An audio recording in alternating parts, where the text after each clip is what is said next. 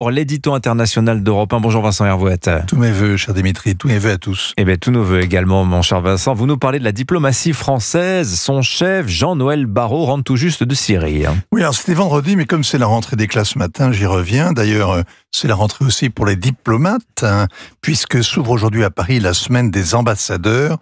Mais on va attendre que le président livre sa vision du monde à leurs excellences et que le ministre aussi fasse son discours pour les commenter. Alors, le ministre en question, il a pris les devants chez nos confrères de RTL hier où il a tiré les leçons de sa visite à Damas.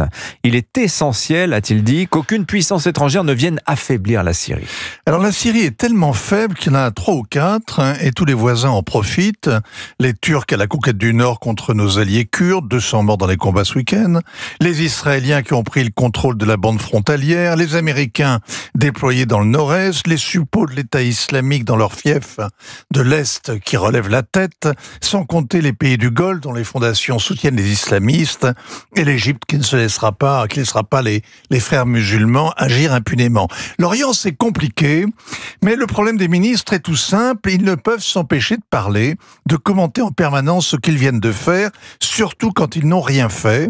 La politique étrangère, c'est de l'action à long terme, c'est être diplomate, c'est négocier dans le secret. Ce n'est pas faire des vœux pieux à la télé ou la morale à la terre entière. Ce voyage de Jean-Noël Barrot tout de même était nécessaire, Vincent. Sûrement tout le monde y va. La France qui a découpé au ciseau les frontières, qui a été la puissance mandataire, a une relation intime avec les Syriens, pas seulement avec les Assad, père, fils et oncle.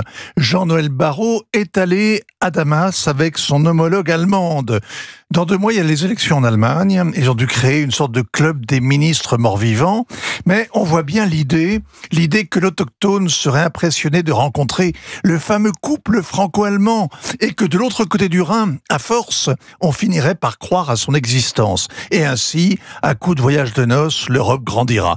C'est une vision un peu vieux jeu.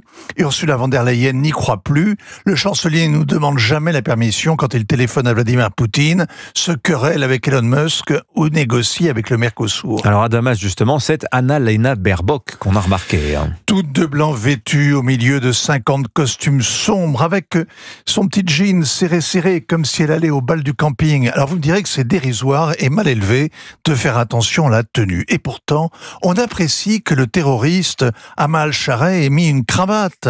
Les salafistes en général s'y refusent. La cravate leur rappelle la croix que portaient les croisés.